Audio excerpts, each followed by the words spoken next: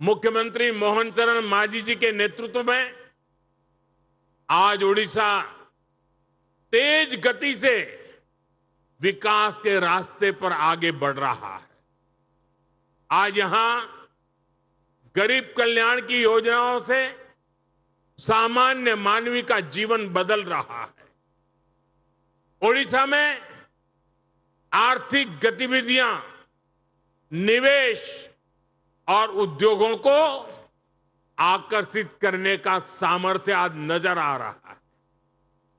यहां रोजगार के नए अवसरों के लिए तेजी से काम हो रहा है।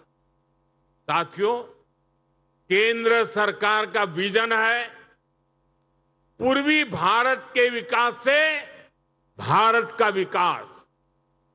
इसलिए हम पूर्वोदय की नीति पर काम कर रहे हैं। जिस पूर्वी भारत को कांग्रेस के दौर में पिछड़ेपन का पर्याय बना दिया गया था, आज वो प्रगति का प्रवेश द्वार बन रहा है।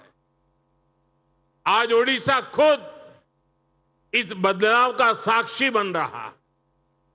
साथियों, ओडिशा के पास समुद्र है, खनिज संपदा है, कृषि की शक्ति है और सबसे सामर्थ्यवान यहां युवा प्रतिभा है। इस सामर्थ्य का पूरा उपयोग करने के लिए हम मिलकर काम कर रहे हैं। इसलिए आज ओडिशा में रेलवे इंफ्रास्ट्रक्चर में रिकॉर्ड निवेश हो रहा है। नई सड़कें और आर्थिक कॉरिडोर बन रहे हैं। पोर्ट्स का विस्तार हो रहा है। ऊर्जा, सेमीकंडक्टर, ग्रीन एनर्जी और आधुनिक उद्योगों में निवेश आ रहा है। आज भी यहां ओडिशा के विकास से जुड़ी अनेक महत्वपूर्ण परियोजनाओं का लोकार्पण और शिलान्यास हुआ है। इन परियोजनाओं पर लगभग 47,000 करोड़ रुपए खर्च किए जाएंगे। बिजली, सड़क, रेलवे, स्वास्थ्य और शिक्षा से जुड़ी इन परियोजनाओं से आप सभी लोगों को बहुत सुविधा होने वाली है। मैं इन परियोजनाओं के लिए उड़ीसा के लोगों को बहुत बहुत बधाई देता हूं। साथियों, हमारी सरकार उड़ीसा के संसाधनों को उड़ीसा की संभावनाओं में बदल रही है। उड़ीसा में बड़ा निवेश आए, यहां नए उद्योग लगे, इसके लिए उत्कर्ष ओडिशा जैसे अभियान चलाए जा रहे हैं। इसके तहत अब तक करीब 20 लाख करोड़ रुपए के निवेश प्रस्ताव मिल चुके हैं।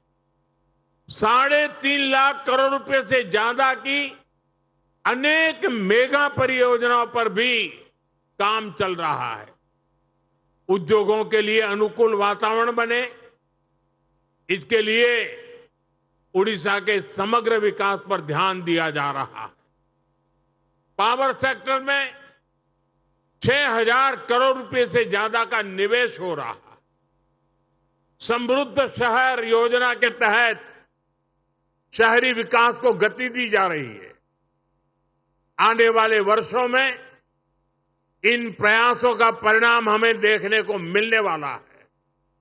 साथियों, डबल इंजन सरकार की डबल विशेषता यह है कि वो खुद जनता तक पहुंचती है। हमारा प्रयास है कि सामान्य नागरिक को किसी समस्या के समाधान के लिए अनावश्यक चक्कर न लगाने पड़े। इन्हीं प्रयासों का परिणाम है कि युवाओं, महिलाओं, किसानों और आम लोगों की अपेक्षाएं आज पूरी हो रही है। आप देखिए, धान खरीद में किसानों को ₹3,100 प्रति क्विंटल देने का निर्णय लिया गया। सुभद्रा योजना के माध्यम से 1 करोड़ से अधिक माताओं और बहनों तक आर्थिक सहायता पहुंचाई गई। आयुष्मान भारत को लागू करके ओडिशा के परिवारों के लिए देश भर के अस्पतालों में इलाज का रास्ता खोला गया। आदिवासी विद्यार्थियों की पढ़ाई बीच में न छूटे, इसके लिए माधोसी हाथ खर्चा योजना शुरू की गई। महाप्रभु श्री जगन्नाथ जी के भक्तों की भावनाओं का सम्मान करते हुए श्री मंदिर के श्रद्धालुओं के लिए सारे द्वार खोल दिए गए, चारों चार द्वार खोल दिए गए। डबल इंजन की ताकत मिलने से आज यहां चारों दिशाओं में विकास सुनिश्चित हो रहा है। साथियों, यहां बीते दिनों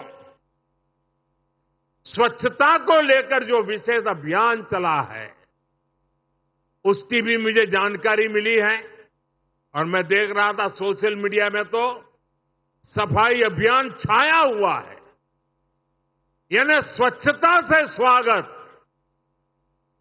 मैं उड़ीसा की इस पहल के लिए यहां के नागरिकों का, सरकार का, मुख्यमंत्री जी का इस प्रशंसनीय पहल के लिए बहुत ही प्रशंसा करता हूं, संतोष व्यक्त करता हूं।